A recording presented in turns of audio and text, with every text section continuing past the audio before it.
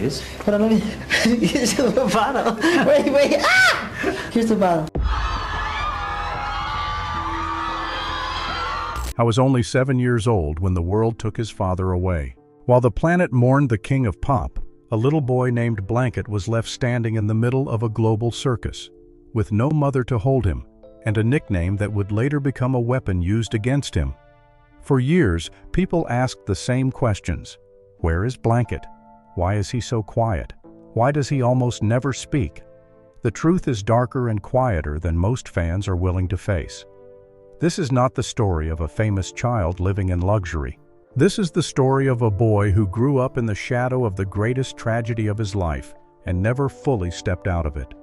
A boy who, years later, would even have to take his own grandmother to court, the same woman who raised him after his father's death, just to protect what little control he had left. Chapter 1. The Day the World Ended for a 7-Year-Old. June 25, 2009. For most of the world, it was the day the king of pop died. For a 7-year-old boy named Blanket, it was the day the only real protection he had ever known simply disappeared. I was too young to understand the full scale of what was happening. He did not know about the global news alerts. He did not understand the meaning of cardiac arrest or propofol. All he knew was that the man who sang to him, who played with him, who called him by a soft nickname no one else used, was gone. According to people close to the family at the time, the children were not immediately told the full truth. There was confusion. There were adults whispering in hallways. There were phones ringing nonstop. And then, at some point, the reality landed. One account that has circulated for years claims that when the news finally reached the children, little Blanket covered his head with his hands and stayed like that for a long time, as if trying to block out the words. Whether this detail is exact or slightly dramatized by those who were present, the image has stayed with many who heard it. A small boy, overwhelmed, trying to make the unbearable information stop. Outside the walls of the house, the world had already exploded. News helicopters hovered. Reporters flooded every entrance. Fans gathered in tears, holding signs and photographs. The internet, still young by today's standards, began flooding with messages of shock and grief. Michael Jackson was dead. The most famous man on the planet had left the stage forever. But inside, for the youngest child, the noise meant something different. It meant the person who had always stood between him and the chaos was no longer there. There was no biological mother to pull him close, no familiar female voice to explain, in simple words, what death really meant. Only the sudden absence of the one adult who had been his constant. In the days that followed, the family moved through a storm. Arrangements for the memorial, security concerns, legal questions that began almost immediately. Katherine Jackson, already elderly, suddenly found herself responsible for 3 grieving children under the brightest and most ruthless spotlight in the world. The older 2, Paris and Prince, were slightly better equipped to process pieces of what was happening. Blanket, at 7, absorbed it mostly in silence. Some who were around the family during those first weeks later described him as unusually quiet, even for a child in shock. He stayed close to the adults but rarely asked questions. When he did speak, it was soft. The contrast between the global mourning and the small, contained grief of this particular child was striking. The world was crying for an icon. He was simply missing his father. There were rumors, of course. There always are in the Jackson story. Some claimed the children had been shielded so completely that they did not fully grasp the finality for days. Others suggested that Blanket, more than his siblings, seemed lost in a private fog. A few more dramatic accounts whispered that he kept looking toward the door as if expecting his father to walk back in. None of these stories were ever confirmed in detail, but they painted a consistent picture. A little boy whose understanding of the tragedy was incomplete, fragmented, and deeply personal. What is not rumor is the long-term effect. Losing a parent at 7 is already a profound wound. Losing a parent who was also the center of a worldwide storm multiplies that wound.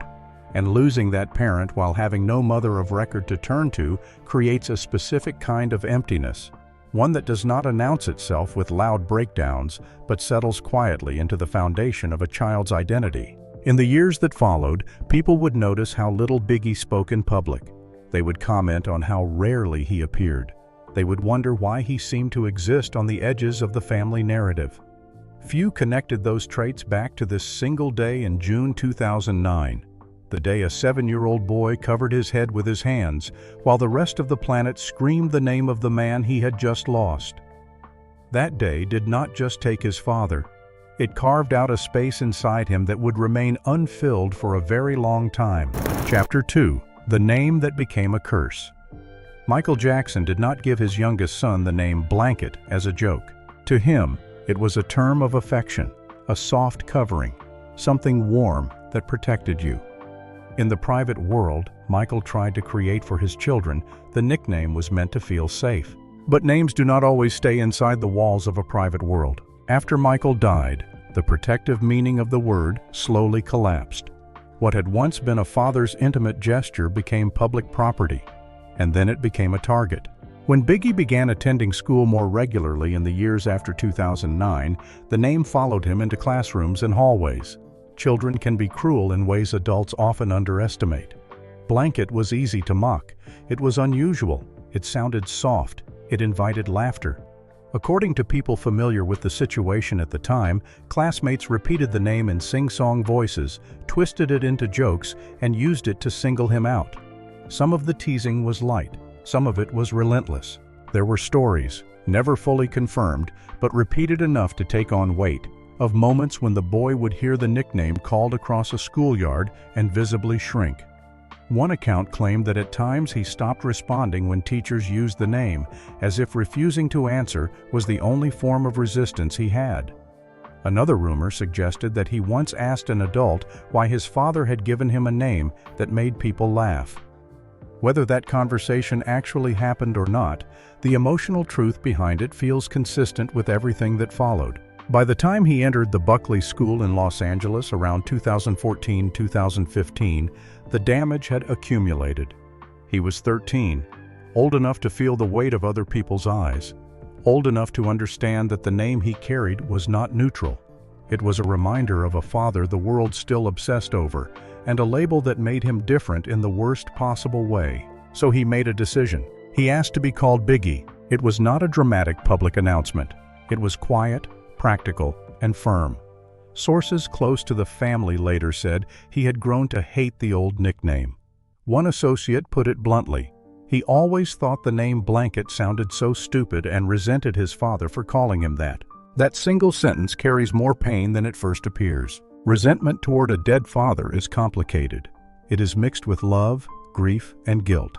For a boy who had already lost Michael in the most public and traumatic way possible, admitting that he disliked the name his father gave him was not a small emotional step. It was an act of separation, a quiet declaration that he needed to exist as someone other than the child in the famous stories. Changing the name was not just about stopping the bullying. It was the first clear moment when Biggie tried to take control of his own identity. Up to that point, almost everything about his public existence had been defined by other people. His father's choices, the media's curiosity, the family's decisions, the world's assumptions. Even the name he answered to had been chosen for him. By rejecting Blanket, he was rejecting the version of himself that the world found entertaining or strange.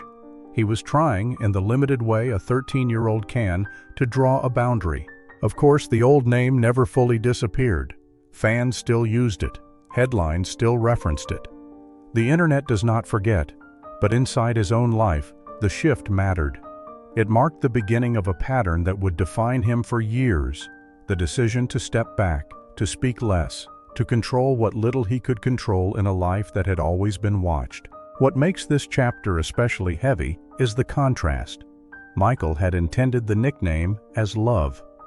The world turned it into mockery, and the child was left holding both meanings at once, the memory of a father's affection and the sting of being laughed at for it. In the end, the name that was meant to cover and protect him became one of the first things he had to shed in order to survive.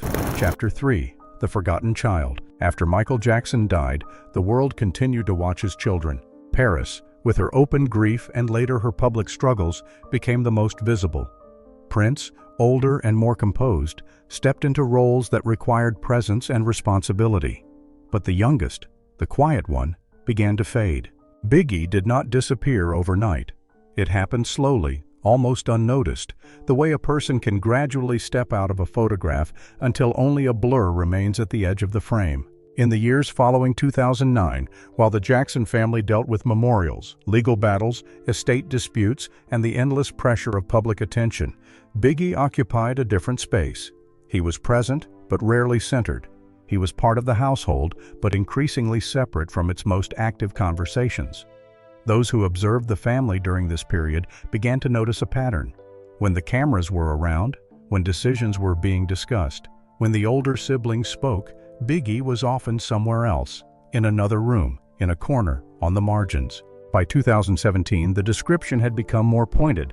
A source close to the family told Page 6 that if you wanted to find Biggie, you only needed to look for an empty room or an unoccupied corner of the house. That was where he would be, alone, quiet, removed from the noise. The same source referred to him as the forgotten one. The phrase was not used with dramatic flair.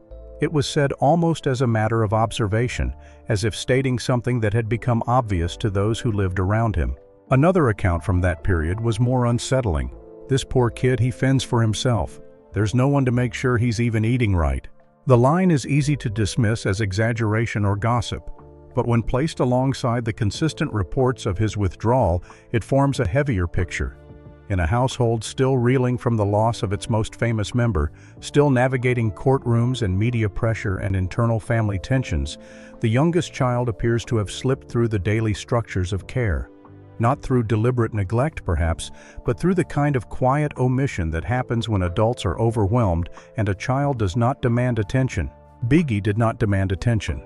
That may have been part of the problem. Children who act out are noticed. Children who cry loudly are comforted or managed. Children who retreat into silence are often left alone, especially in environments already saturated with crisis. After Michael's death, the Jackson family was in a near-constant state of crisis. There were questions about guardianship. There were conflicts over money and control. Katherine Jackson, advanced in age, carried enormous responsibility. Later, guardianship arrangements shifted toward other family members, including T.J. Jackson. Through these changes, Biggie's emotional world remained largely undocumented and, by many accounts, largely unexamined. It is important to be clear about what this isolation was not. It was not the glamorous solitude of a celebrity child choosing privacy for strategic reasons. It was not the confident independence of a teenager who simply preferred his own company. It was the isolation of a child who had already lost the central figure of his life, who had no biological mother to turn to for steady emotional grounding, and who was growing up inside a family still fighting to stabilize itself. Trauma does not always produce visible chaos. Sometimes it produces disappearance. There is a particular cruelty in being the youngest in a story this large. Paris and Prince had clearer public roles, stronger memories of their father, and, in Paris's case, a living biological mother they could eventually reconnect with. Biggie had none of those anchors in the same way. His earliest years had been defined by Michael's presence. When that presence vanished, there was no secondary parent of record to absorb the impact. The result was a quieter, more internal form of abandonment. Not because no one cared, but because the systems of care around him were stretched thin and his own nature did not push him forward. Sources from those years repeatedly returned to the same image: the boy on the edge of the room, the child who did not insert himself into conversations, the teenager who could spend long stretches of time alone without anyone immediately noticing. In a family where almost everything eventually became public, the arguments, the court filings, the interviews, the breakdowns, Biggie's silence stood out precisely because it refused to perform. Some interpreted that silence as personality. Others saw it as protection. A more accurate reading may be that it was both. A child who learns early that the world is overwhelming, that adults are preoccupied, and that his own pain does not easily find language will often choose the safest available option: to become small, to take up less space, to stop expecting to be found. The phrase "the forgotten one" is harsh. It suggests a failure of attention, and in some ways, that is exactly what the reports describe. Not a dramatic rejection, but a gradual fading. While the older siblings navigated their grief in more visible ways, through art, through interviews, through public struggle, Bigi absorbed his in private. The household continued. The legal fights continued. The legacy machine continued. And the youngest child learned to live in the spaces between all of it. This is the part of the story that rarely makes for easy headlines. There is no single explosive incident to point to, no public meltdown, no scandalous confession, only the slow accumulation of absence. A boy who was present in the house but increasingly absent from the emotional center of the family. A child who, according to those who watched, sometimes had to look after basic needs that should have been consistently handled by adults. A teenager who, by the mid-2010s, had already developed the habit of disappearing into corners. The isolation was not solely the product of his temperament.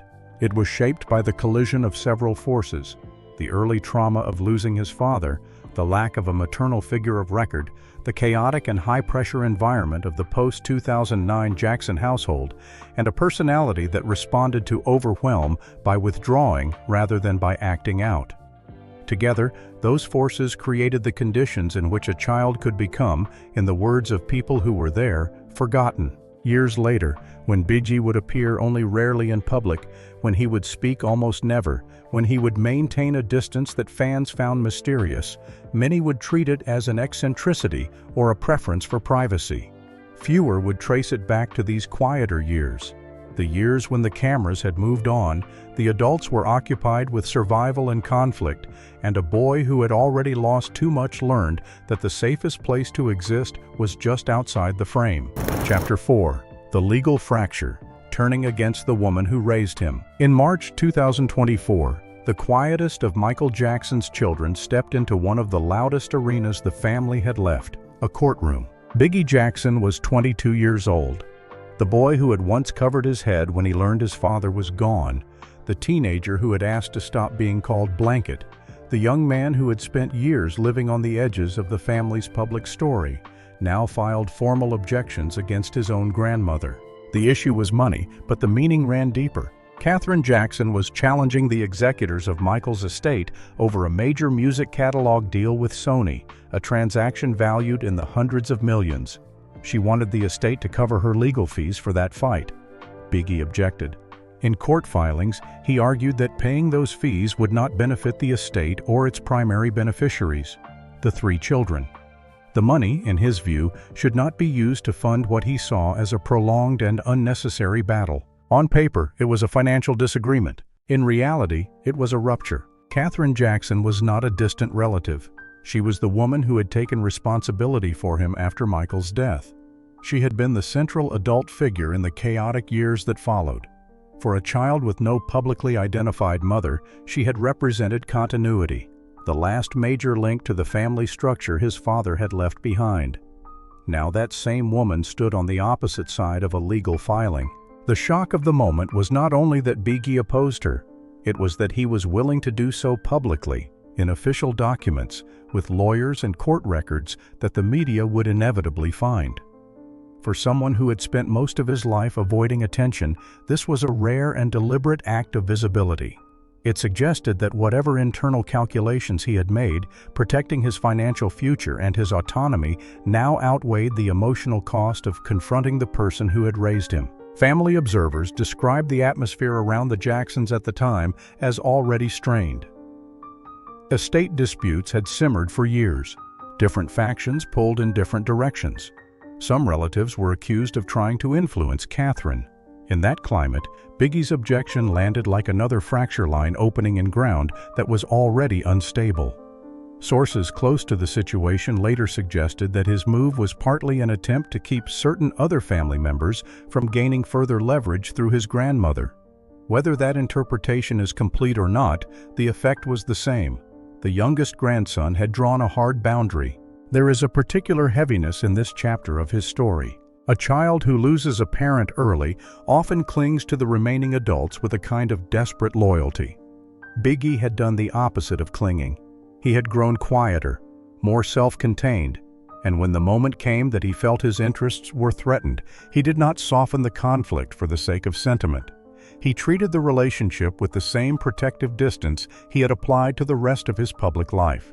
This was not simply about dollars, it was about control. After years of having his name, his image, his living arrangements, and even his emotional space shaped by larger forces, his father's fame, the media, the estate machinery, the family's internal struggles, Bigi was asserting a line.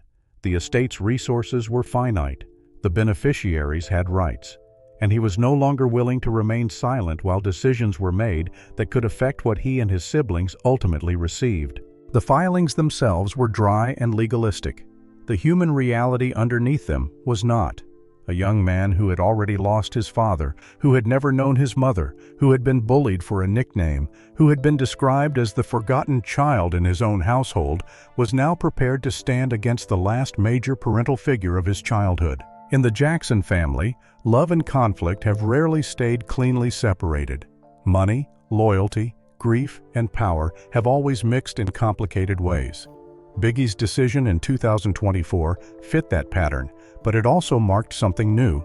The youngest child, once defined by his silence and absence, had chosen to speak in the only language the system around him fully recognized, the language of legal objection. The fracture was real, and once it opened, it could not be easily closed. Chapter 5: The Quiet Life and the Rare Moments of Light. By the time Biggie Jackson reached his early 20s, the pattern of his life had become clear. He had chosen distance, while his sister Paris moved through the public eye with openness, speaking about mental health, art, and the complicated inheritance of their father's name. And while his brother Prince built a more visible presence through projects and family appearances, Biggie remained almost entirely outside the frame. He gave almost no interviews. He maintained no loud social media presence. He generated no public drama. In an era when most people his age documented every chapter of their lives online, he did the opposite. He protected the quiet. This was not the calculated silence of a celebrity managing an image. It was something more fundamental. After years of being watched, named, discussed, and defined by forces larger than himself, privacy had become his primary form of self-preservation.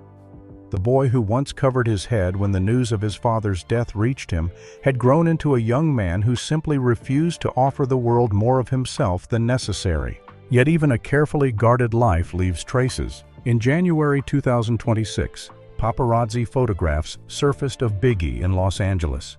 He was not alone. Walking beside him was a young woman, casually dressed, her identity kept private.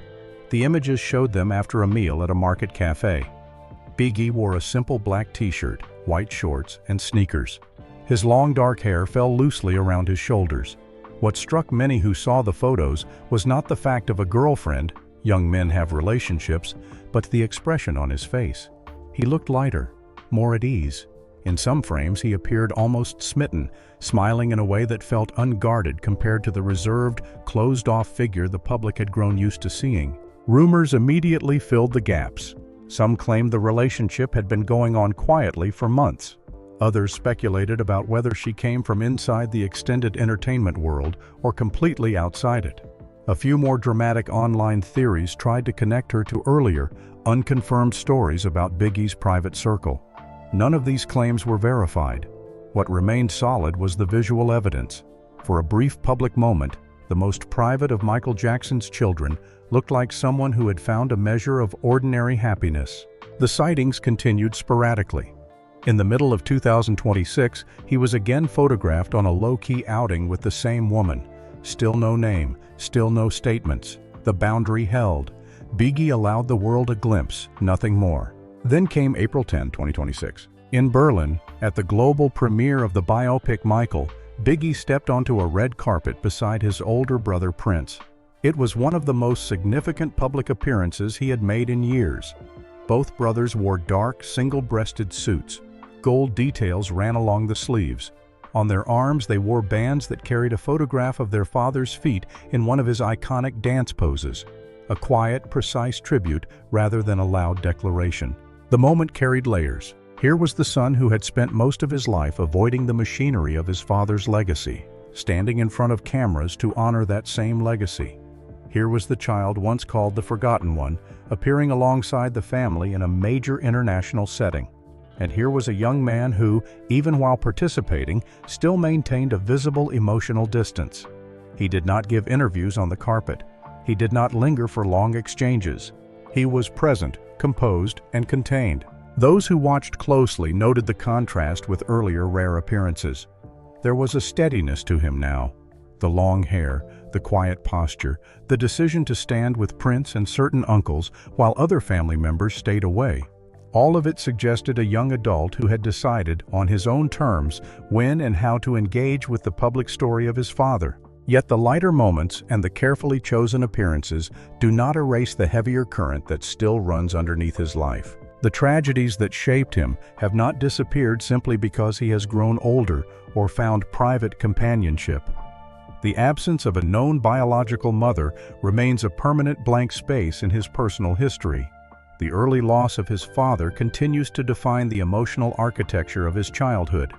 The bullying that forced him to discard the name Blanket left its mark on how he relates to identity and visibility. The years of quiet isolation inside the family home, the reports of a child left to fend for himself in the chaos after 2009, and the later legal confrontation with the grandmother who raised him. These are not chapters that close cleanly. Even now, in his mid-20s, Biggie lives with the consequences of those experiences. His extreme privacy can be read as strength, but it can also be read as the lasting habit of someone who learned early that the world is rarely safe. The rare smiles captured with his girlfriend feel meaningful precisely because they stand against a long background of withdrawal. The decision to appear at the Berlin premiere feels significant because it is so infrequent. Every public step he takes still carries the weight of the years when he took almost none. There are quieter rumors that circulate among those who follow the family closely. Some suggest that the relationship with his girlfriend has given him a stability he lacked for a long time. Others claim that the legal tensions with parts of the extended family continue to affect him behind the scenes, even if they no longer dominate headlines. A few voices online continue to speculate about whether the emotional distance he maintains from the broader Jackson narrative is purely choice or partly unresolved pain. None of these rumors can be confirmed with certainty. What can be observed is the pattern. Bigi engages the world on the narrowest possible terms, protects his private sphere fiercely, and only rarely allows the public to see him standing near the legacy that both elevated and complicated his entire existence. In the end, the quiet life he has built is not an escape from the tragedies that marked him. It is a response to them. The boy who once covered his head against unbearable news has become a man who controls how much of himself the world is allowed to see. The rare moments of light, a smile on a Los Angeles sidewalk, a carefully chosen appearance on a Berlin red carpet, do not rewrite the earlier chapters. They simply prove that even a life shaped by profound loss can still contain ordinary human warmth. Biggie Jackson has never told his full story in his own words. Perhaps he never will. In the space he has left empty, the tragedies continue to speak for themselves, quietly, persistently, and without the need for spectacle.